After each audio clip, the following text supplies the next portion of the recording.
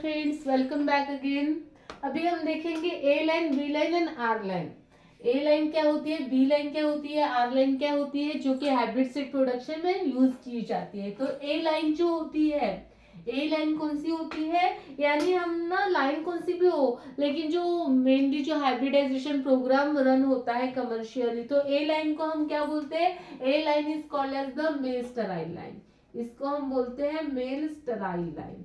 Okay, then B line को हम बोलते हैं मेंटेनर लाइन। जो बी लाइन है, बी लाइन को क्या बोलते हैं, मेंटेनर लाइन।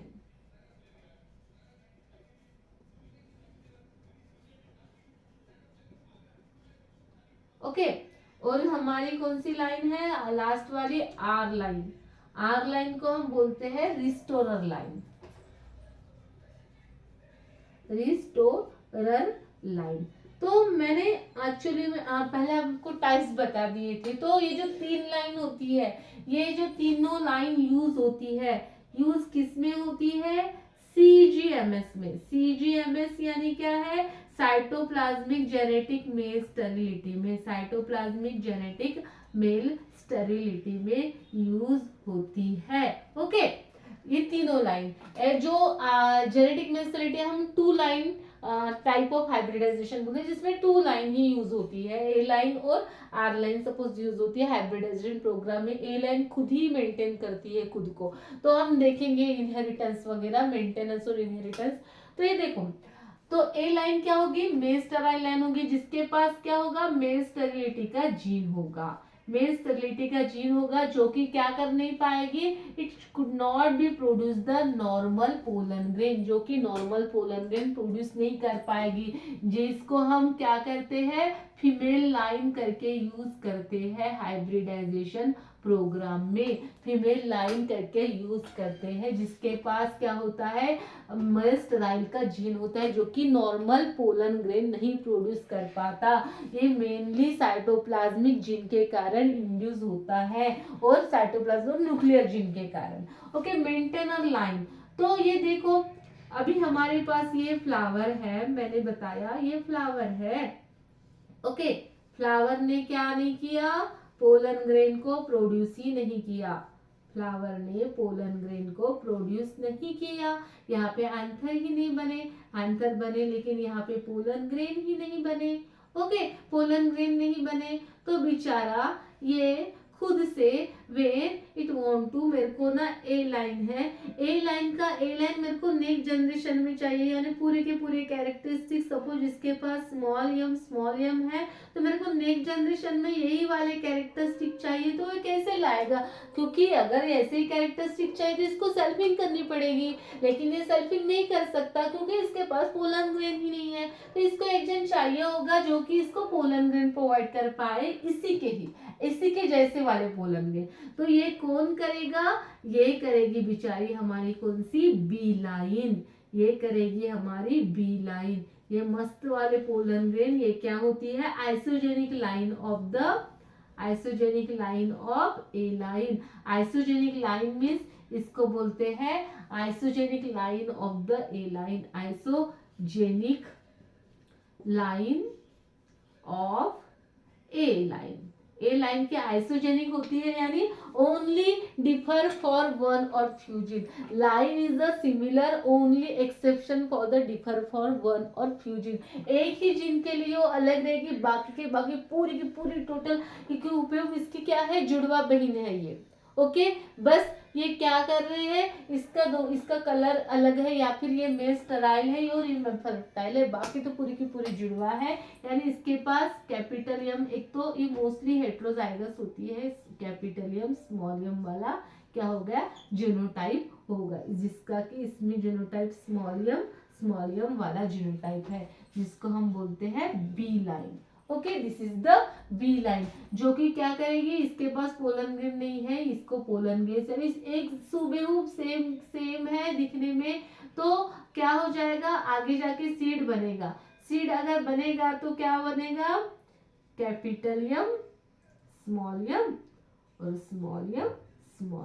बन गया भाई, ये वाला सीड बन गया, खुद बना पा रहा था क्या? नहीं बना पा रहा था, क्योंकि इसके पोलन पेयर ही नहीं थे इसलिए नहीं बना पा रहा था। इसके साथ क्रॉस करके ये क्या हो गया? Male sterile. ये हेटेरोजाइगस कैपिटल एम भी हो सकता है या फिर कैपिटल एम स्मॉल एम भी हो सकता है, कुछ भी हो सकता है, आप दोनों भी इसमें ले सकते हो। ओके, ऐसे भी ले सकते हो। तो लेकिन ऐसे लेने से आपको क्या होगा? आपको सेल्फिंग करना पड़ेगा, तो यही वाला ठीक है। ठीक है, तो ये हो जाएगा, हो गया मेंटेनर। यानी इसने क्या कर लिया? ए लाइन को मेंटेन करने का काम किया, मेंटेन किया इसको, नेक्स्ट जनरेशन में मेंटेन किया, मेंटेन, इसीलिए इसको बोलते हैं मेंटेनर लाइन। इसको मेंटेन करने में इसकी मदद की। ए लाइन को, ये होगी ना ए लाइन, ये बन गई ना ए लाइन। ए लाइन मीन्स कैसी है? मेल स्टेराइल है और ये मेल फर्टाइल है, बाकी सब कुछ सेम है, जुड़वा वाली बहनी है, बस दोनों अलग अलग जगह पे है। यानी दोनों एक ही कैरेट, जिसके इसके बाल हो गए थोड़े घुंघराले, इसके बाद सीधे हो गए, बाकी पूरी की पूरी जेलॉस कॉपी दिख रही है। ओके, आप समझ में भी नहीं पाओगे कि ये अलग है, क्योंकि है एक तो सेम ही, एक ही जनरेशन। जैसे मैंने पहले बताया था कि पी में हमने ट्रांसफर किया था, तो पी में ट्रांसफर किया तो पी की जो ओरिजिनल लाइन होगी वो बी लाइन होगी, और पी में ट्रांसफर करने के बाद क्या बन जाएगी? वो एक जैसी बन जाएगी, मेल स्टेराइल बन जाएगी। ओके, ये समझ में आया मेंटेन का काम कैसे हो गया? Maintain the A line, therefore it is called as the maintainer line. इसी को ही हम बोलते हैं मेंटेनर लाइन, मेंटेन करती है, maintainer line, maintain to the A line, A line को मेंटेन करने का काम करती है, क्योंकि वो खुद का सीड नहीं बना पाता। ओके, तो ये बन गई। ये क्या होती है? Mostly heterozygous. कैसी होती है ये? हेटेरोजाइगस होती है, हेटेरोजाइगस होती है, हेटेरोजाइगस। ये जैसे कि ये कैसी होगी? होमोजाइगस, होमोजाइगस होगी, और ये क्या होगी? हेटेरोजाइगस होगी। अगर डोमिनेंट जीन है तो हेटेरोजाइगस भी हो सकती है, मेल स्टेराइल वाली। लेकिन बहुत बार ये ज्यादा कि ज्यादा फ्लावर में मेल रिसेसिव ही पाया जाता है। और रिसेसिव कंडीशन कब कब दिखती है? Only in the homozygous condition, इसलिए हमने होमोजाइगस लिखा है। अगर डोमिनेंट जीन है तो हेटेरोजाइगस हो सकती है। If dominant gene then it can be heterozygous. Dominant gene से अगर गवर्न कर रहा है, डोमिनेंट जीन से गवर्न कर रहा है तो it may be heterozygous, heterozygous और होमोजाइगस दोनों भी हो सकता है। लेकिन अगर रेसेसिव जीन से तो उसको होमोजाइगस ही होना है, क्योंकि रेसेसिव जो only govern in the homozygous condition, it can't be govern in the heterozygous condition. Okay, समझ में आ गया कि मेंटेनर लाइन क्या है, क्यों मेंटेनर लाइन इसको बोलते हैं। तो जब भी हमें क्या होगा? ए लाइन की सीड नेक्स्ट जनरेशन के लिए, क्योंकि एक बार तो हमने बना ली तो ऐसे तो नहीं चलेगा ना, नेक्स्ट जनरेशन में हाइब्रिड बनाना पड़ेगा ना। तो नेक्स्ट जनरेशन के लिए भाई इसकी सीड चाहिए ना, ये तो खुद नहीं बना पा रहा है, तो इसको हेल्प लगेगी पोलन ग्रेन प्रोवाइड करने के लिए बी लाइन की, इसलिए इसको बोलते हैं मेंटेनर लाइन बोलते हैं। ये जो कि क्या होती है? Isogenic line of A line होती है। ऑल कैरेक्टर एकदम सेम टू सेम होते हैं, एक कैरेक्टर छोड़ के, कौन सा वाला कैरेक्टर छोड़ के? मेल स्टेरिलिटी का और मेल फर्टिलिटी का कैरेक्टर छोड़ के, यानी ये मेल स्टेराइल होगी, ये मेल फर्टाइल होगी, बाकी पूरी की पूरी सेम रहेगी, क्योंकि हमें ऐसे के जैसा वाला सीड चाहिए। ओके, अब हम आते हैं रिस्टोर। यहाँ पे मेल स्टेराइल ए लाइन और बी लाइन आपको क्लियर हो गया है। ओके, अब हम आते हैं रिस्टोरर लाइन पे। तो रिस्टोरर लाइन क्या बोलते हैं? एक्चुअल में जो मेल स्टेरिलिटी होती है, जो male sterility is govern by the cytoplasmic gene. ये जो मेल स्टेरिलिटी है, ये मैंने बोला था कि सीजीएमएस में पाया जाता है। सीजीएमएस यानी it is govern by the cytoplasmic as well as the nuclear gene. तो जो न्यूक्लियर जीन में पाया जाता है capital R gene, nuclear gene में पाया जाता है कैपिटल आर जीन, जो कि क्या करता है? मैंने बताया था कि जो स्टेराइल है, ओके, अगर ये स्टेराइल है, यहाँ पे स्मॉल एम है, और इसका जो क्या है? साइटोप्लाज्म है, यानी ये न्यूक्लियस है। न्यूक्लियस में हमें डीएनए पाया जा रहा है, जिसके पास क्या है? स्मॉल एम जीन है, लेकिन इसका जो साइटोप्लाज्म है ये स्टेराइल है। अगर और हम इसको कौन से भी प्रोजेनी के साथ, यहाँ पे अगर स्टेराइल हो या फिर फर्टाइल हो, ओके, उस अंदर में अगर स्मॉल एम है, when it having that small m, तो ये क्या मिलेगा हमें? स्मॉल एम ही मिलेगा। और जो स्टेराइल का साइटोप्लाज्म क्या है? हमेशा जो साइटोप्लाज्म होता है वो हमेशा को किससे कैरी होता है, always that cytoplasmic gene is a carry from the mother parent से ही कैरी होता है। तो ऑब्वियसली इसका जो क्या रहेगा, साइटोप्लाज्म ये क्या रहेगा, स्टेराइल रहेगा, क्योंकि मदर के पास स्टेराइल वाला साइटोप्लाज्म है, तो it will be having the sterile type of cytoplasm. And when we want to, लेकिन मैं क्या करूंगी अगर मेरा सीड ही नहीं बना, तो मुझे तो सीड चाहिए ना। When I want to go for the hybrid production, I want to need the seed. अगर सीड ही नहीं बन पा रहा है क्योंकि ये स्टेराइल सीड है, तो इसको हम बेचारे मेरे फार्मर कैसे खेत में लगाएंगे अगर सीड ही इसका स्टेराइल है तो। ओके तो ये नहीं लगा पाएंगे। इसलिए हमें ऐसा वाला, इससे ताकतवर वाला जीन चाहिए जो कि इसको भी फर्टाइल बन सके, इसको ये क्या कर सके, इनहिबिट कर सके, फर्टाइल वाला बन सके। तो हम क्या करेंगे, इसमें लाएंगे कैपिटल आर वाला gene.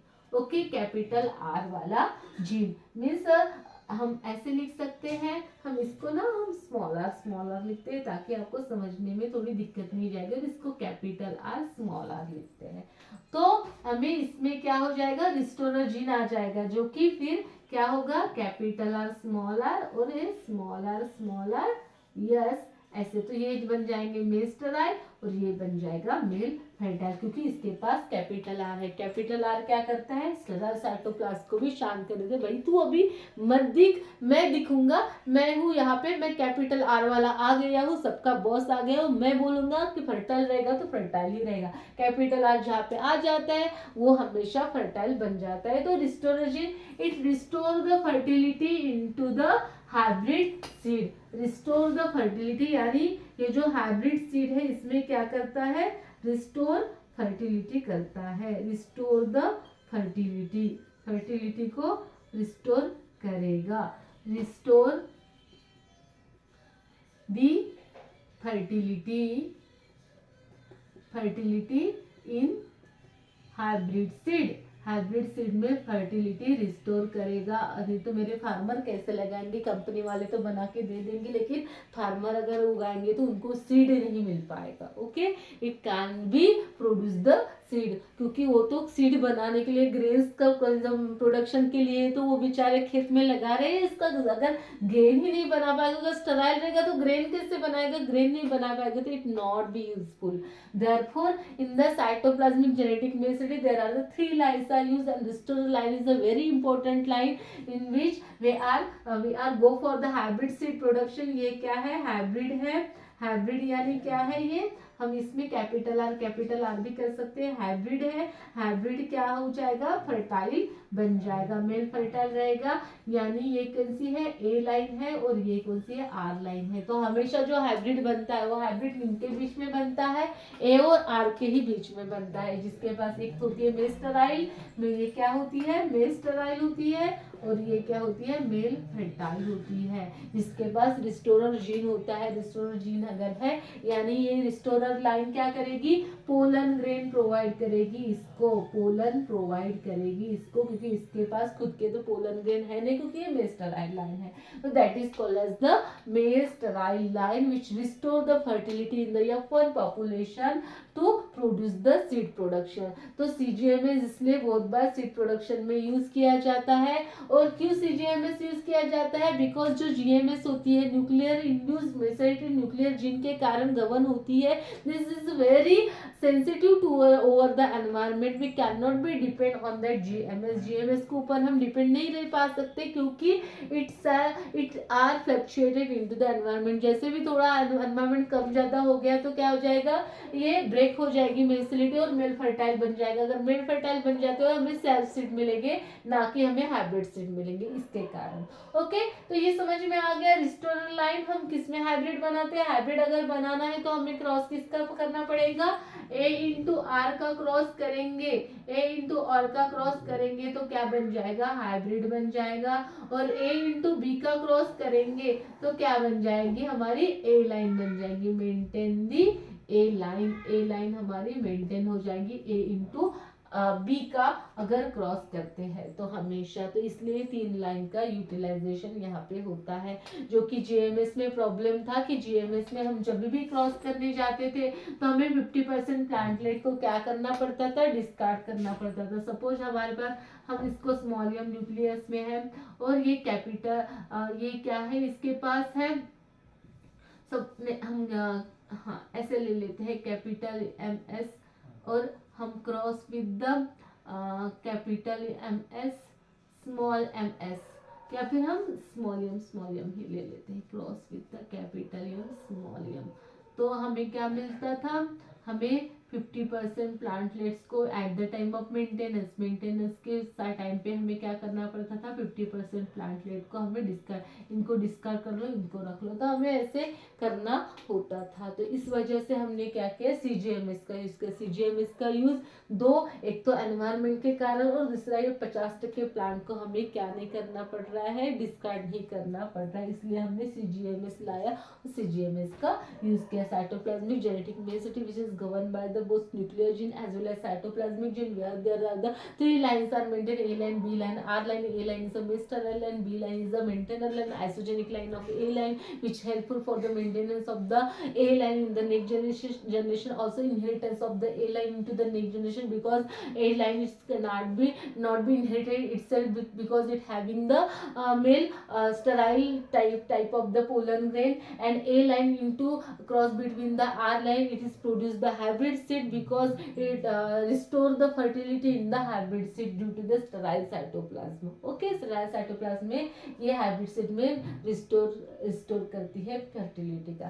This is the A line, B line and R line. तो ये आपको समझ में आ गए A line, B line और R line. अगर हमें अगर एक प्लॉट है, प्लॉट में अगर हमें लगाना है, when I want to go for the hybrid seed production, मुझे हाइब्रिड सीड प्रोडक्शन के लिए जाना है, तो मैं क्या करूंगी, यहाँ पे क्या करूंगी, ए लाइन लगाऊंगी ऐसे, ओके, फिर मैं लगाऊंगी यहाँ पे R line 2, okay. Most of the हम 4:2 का रेशियो यूज करते हैं बहुत सारे क्रॉप में, कुछ क्रॉप में 6:2 है, ऐसे कुछ क्रॉप में 3:1 है, ऐसे अलग अलग क्रॉप में अलग अलग है, ओके। अगर क्रॉप का हम जब भी देखेंगे तो हम देखेंगे तो ऐसे हम 4 लाइन इसके रहेंगे, और बॉर्डर रो भी हमारी किसकी रहेगी, बॉर्डर रो भी हमारी मेल पेरेंट के ही रहेगी, ताकि इस तरफ से सभी तरफ से क्या कर सके, ये जो फीमेल लाइन है हम यहाँ पे भी